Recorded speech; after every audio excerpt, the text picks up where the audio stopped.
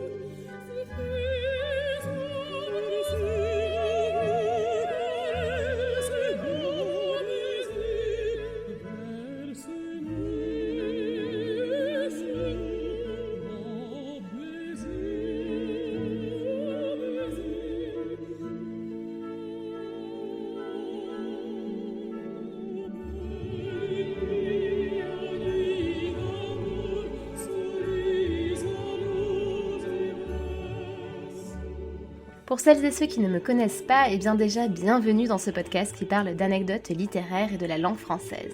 Si c'est la première fois que vous m'écoutez, n'hésitez pas à vous abonner pour recevoir les prochains épisodes et si vous voulez soutenir mon travail, vous pouvez également me laisser une note sur votre plateforme d'écoute.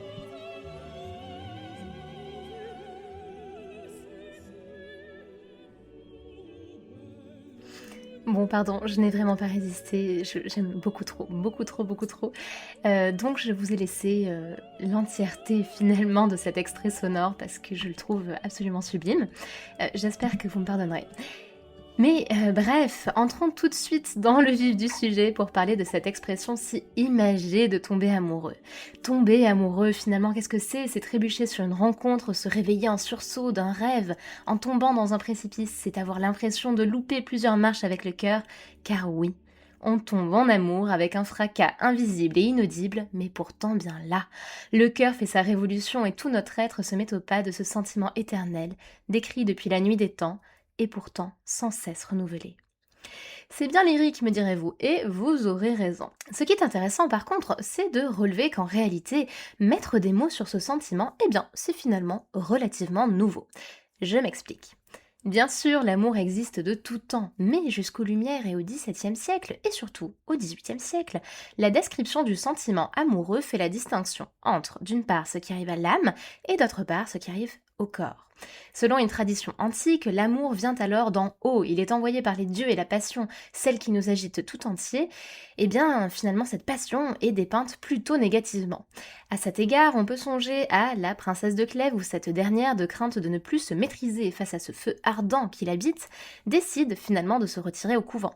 On peut aussi songer à Phèdre de Racine où elle subit son amour vécu comme une malédiction de Vénus, plutôt que comme un sentiment auquel s'abandonner avec délice. Mais tout cela change, voyez-vous, notamment avec une évolution philosophique, celle de l'empirisme, qui va redonner sa place centrale au corps. Le corps n'est plus distinct de l'âme, il y est intimement lié. Et l'amour ne vient plus d'en haut, c'est-à-dire des dieux envoyés par le destin et la fatalité, mais d'en bas et de nous-mêmes. À l'instar de tomber malade, on peut désormais, à partir du XVIIe siècle et du XVIIIe, tomber amoureux. On ne sait pas très bien dater en réalité les origines de cette expression. De manière certaine du moins. Et il est possible que son introduction en France soit le fruit d'un calque linguistique sur l'expression anglaise to fall in love.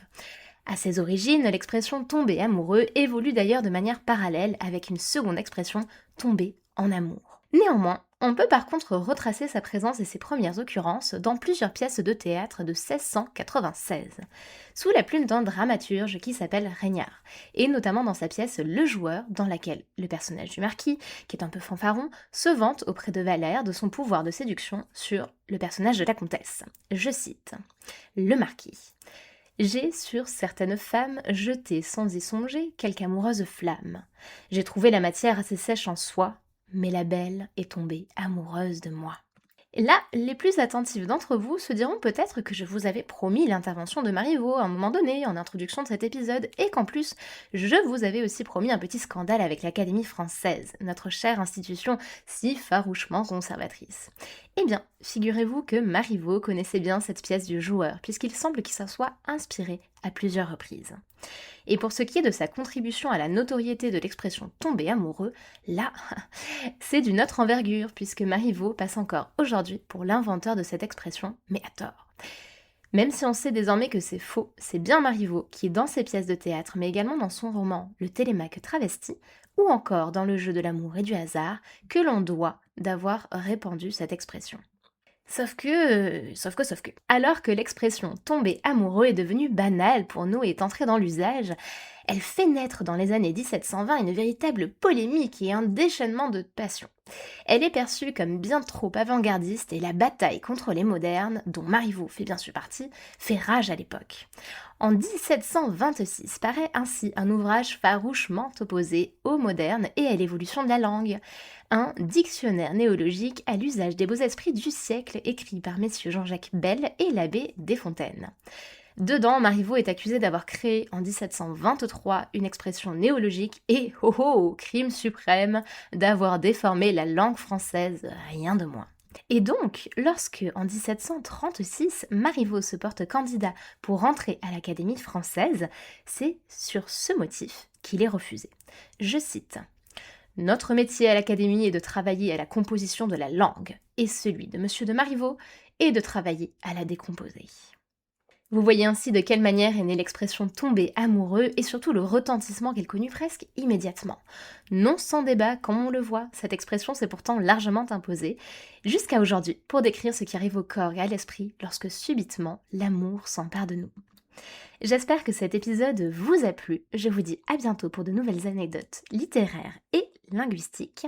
Et en guise de cadeau, parce que oui, je suis comme ça, on se quitte sur un petit extrait d'un des personnages les plus romantiques qui soit de l'histoire de la littérature et qui dépeint si bien cette expression de tomber amoureux. Je parle bien sûr de Monsieur Darcy. Miss Elizabeth, j'ai lutté en vain, mais je ne peux réfréner mes sentiments. Ces derniers mois ont été un supplice. Je suis venu à Racine dans le seul but de vous voir, il le fallait. Je me suis heurté à mon bon sens, à l'attente de ma famille, à votre rang qui représentait un obstacle pour moi, mais je fais fi de tout cela et je vous demande d'abréger ma souffrance. Je ne comprends pas. Je vous aime.